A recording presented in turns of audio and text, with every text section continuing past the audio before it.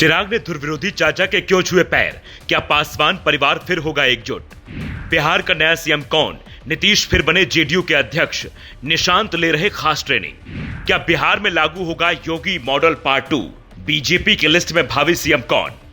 जब पूरा बिहार इस बात को लेकर चर्चा कर रहा था कि अगला मुख्यमंत्री कौन होगा, नीतीश की कुर्सी पर क्या निशांत बैठेंगे, तब बिहार की सियासत से 3 तस्वीरें सामने आती हैं। पहली तस्वीर है नीतीश कुमार की, जो जेडीयू के निर्विरोध अध्यक्ष चुन लिए गए हैं, जिसका मतलब यह हुआ कि वो भले ही दिल्ली जा रहे हों, लेकिन पार्टी अभी किसी और के हाथ में नहीं सौंपना चाहते। जबकि दूसरी तस्वीर है इनके बेटे निशांत कुमार की, जो राजनीति में एंट्री करने के बाद खास ट्रेनिंग ले रहे हैं।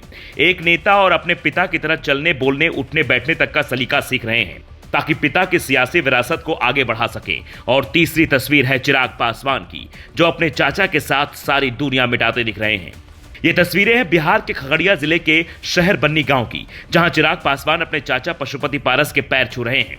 वो खुश रहो का आशीर्वाद देते हैं और फिर बड़ी मां राजकुमारी देवी के गले लगकर रोने लगते हैं, जिसे देखकर ही बिहार की सियासत में पासवान परिवार के फिर एकजुट होने की चर्चा शुरू हो जाती है।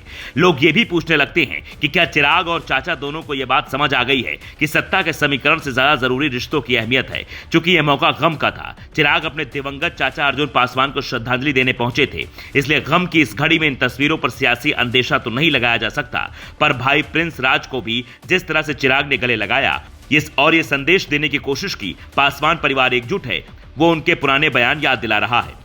चिराग ने कहा था, मैं कभी ऐसे किसी गठबंधन का हिस्सा नहीं बनूंगा जिसमें मेरे चाचा पशुपति पारस शामिल हों।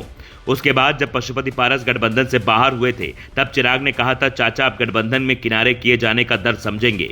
2020 में मैं एनडीए में नहीं रह सका था, अब उन्हें भी एहसास होगा कि जब गठबंधन में आपको कोई अहमियत नहीं दी जाती तो अकेले लड़ना पड़ता है।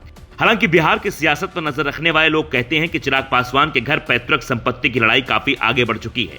बीते साल अप्रैल महीने में जब चिराग अपने गांव गए थे, तो यह आरोप लगाया था कि राजनीतिक महत्वाकांक्षाओं के लिए मेरे चाचा पशुपति पारस ने मुझे और मेरी मां को पहले दिल्ली वाले घर से बेदखल करवाया, अब अपनी आर्थिक महत्वाकांक्षाओं के लिए बड़ी मां को घर से बाहर करने की कोशिश की है।